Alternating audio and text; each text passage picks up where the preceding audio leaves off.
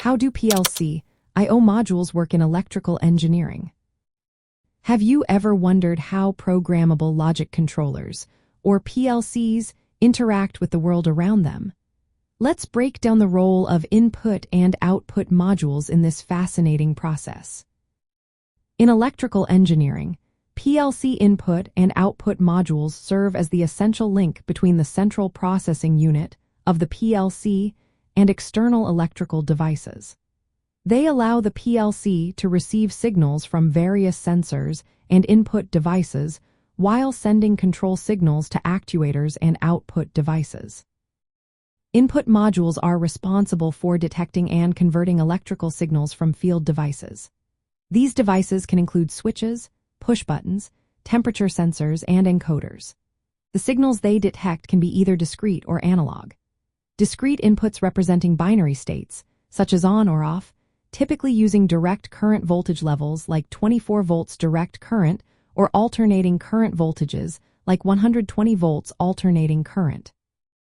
On the other hand, analog inputs measure continuously varying signals, such as voltage or current, often in ranges like 0 to 10 volts direct current or 4 to 20 milliamperes.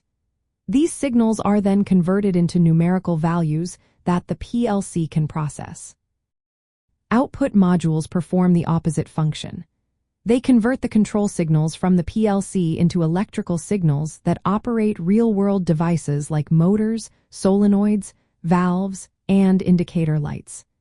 Just like input modules, outputs can also be discrete or analog, depending on the type of device being controlled. PLCs can feature monolithic or fixed input and output modules integrated into the main unit, or they can have modular input and output systems. Modular systems allow 4 separate plug-in cards that provide customized input and output capabilities.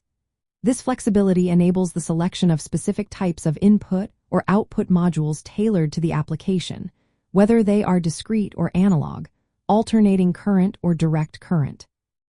Some modular systems even support hot-swappable cards, which means you can replace them without turning off the PLC, although this depends on the specific design of the PLC. The communication between the input and output modules and the PLC central processing unit occurs through a backplane or rack. This setup allows the central processing unit to scan the status of all input points and update outputs in a cyclic process known as scan time. This scanning ensures real-time monitoring and control of the automated process. In practical applications, understanding the electrical characteristics of input and output modules is vital. This includes voltage levels, current ratings, signal types, and isolation methods for proper system design and integration. For example, discrete input and output modules are commonly used in manufacturing automation for on- and off control of devices, while analog modules are essential for processes requiring precise measurement and control of variables like temperature, pressure, or flow.